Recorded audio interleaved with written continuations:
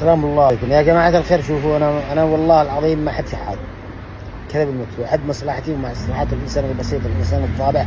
قلت لكم المرة والله ما جامل مخلوق، بدي كلامي بحق الله. الآن نحن ناشدنا أمس الشرعية يزيدوا يفتحوا معبر، فتحوا معبر عصيفرة. جهة الحوثيين أحمد المساوى محافظ الحوبان إلى الآن حطي طلعي نزلي رجعي يا جماعة افتحوا المعبر خلاص. نزل الشيوال حر، شفنا الشيوال بعيوننا الصباح الصدق. سمعوا المناشدة أصحاب الشرعية الأول مرة، اسمعوا مناشدتنا. الآن هذول بطلوا ما رضوش تمام. فالحوثيين شوفوا النوايا اللي تتكلموا عليه، كنتم تتكلمون نيتكم صادقة، هي تفضح المواقف، تفضح النوايا.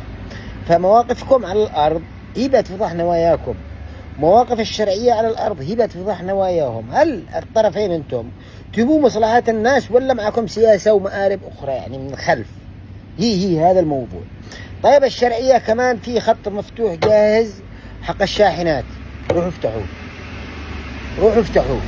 حق الشاحنات 50 60 مدينة النور هذا جاهز، افتحوه. ليش مخلين له؟ افتحوا.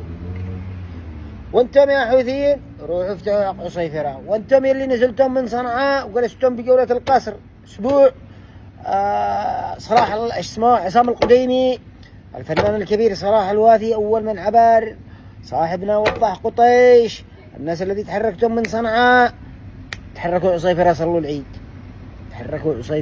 العيد. ها كيف؟ مش اللي انتم عشان الطريق مع الناس. الان الطريق هذه ما تكفيش، نكون واضح، ما تكفيش حتى لو راحت الزحمة بعد. لا زيدوا افتحوا الطريق الثاني، افتحوا الطريق الثاني للناس، وافتحوا الطريق الثالث. انزلوا تحركوا، المفترض تحركوا صلوا العيد بعصيفرة، ورجعوا صلوا العيد ثاني مرة بداخل البعرارة، داخل مدينة النور.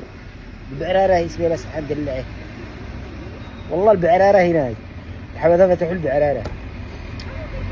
فالآن سلطة الحوبان متعنت فتح الطريق كذا. يا جماعة افتحوا الطريق، لا تخلونا اليوم يوم مبارك، الناس صايمين، لا تخلوا الناس تدعي عليكم، لا تخلوا حنأير، لا تخلوا حنسب، لا تخلوا حنهين. والله يعني خلوها كذا خلاص مودة. هي الحرب مكمل، انتم عارفين انه مكمل. زلقت الحرب، لا تكذبوش عليه. انت ما بديش تحارب الامريكا من داخل تعز، ولا بتحارب اسرائيل من داخل.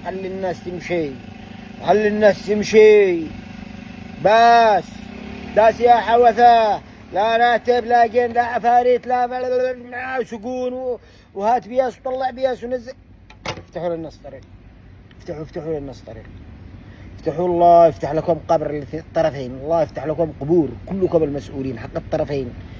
اتقوا الله، اليوم يوم مبارك، المفترض تخلصوا النية لله مش لنا ولا اخلصوها لله. انتم قلتم نياتكم صادقة، مواقفكم تفضحكم. اي طرف نيته صادق للمواطن موقفه هنا يفضحه. الان انتم موقفكم اليوم فضحكم. كنا نتوقع انكم بتفكروا بالشيء والحق على حسابنا، اقسم بالله لا ندفع.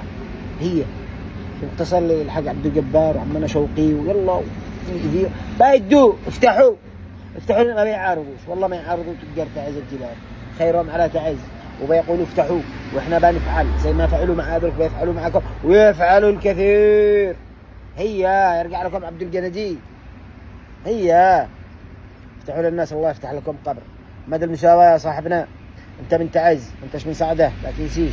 عشت ولدت وعشت وتربيت بداخل عوض الاشراف، وتزوجت وخلفت بداخل عوض الاشراف. ما عشتش داخل سعده ولا عشت داخل، لا هذه حواريك. انت ما تفتح لجيرانك، ما تفتح لاهلك الطريق. اضغط على السلطة الذي من فوقه.